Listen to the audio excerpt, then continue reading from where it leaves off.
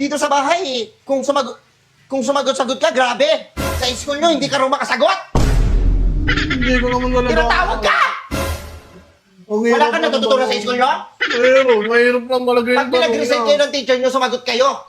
Hindi dito sa bahay, kahit hindi kayo tinatanong, sagot kayo na sagot. Maangas ba kayo sa pagkunan nyo? Ha? Bubuka ko yung bibig mo. Ingay. Wala ka nang maitulong sa akin. Ang hirap na kasi ng tanong niyo, pang college na yun eh. Tapos gusto mo, pupunta pa ako doon. Anong gagawin ko sa teacher mo? Ha? Pamagbugin ko? Wes, bakan mo nga. Ang laki-laki ng muscle mo eh. Ha? Hindi, wala akong gagawin. Hayaan ko lang yung teacher mo. Idisiplina ka. Sila ang pangalawa niyong magulang. Ha? Dito ka hindi ka madisiplina, teacher mo pa? Tapos iiyakan mo ako dito? Lalaki ka pa niyan ha, partida.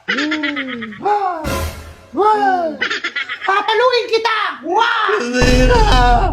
Hindi na ako gawa. Okay lang yan. Pagdidisiplina lang yun ng teacher nyo sa inyo dahil kayo siguro mga makukulit kayo dun sa room. Mga arte nyo. Buti ka, binato ka lang ng ng eraser eh. Kung ako teacher mo, babatuhin kita ng bangko sa muka. Yung pinakakanto. Para sa call. Sakit nun.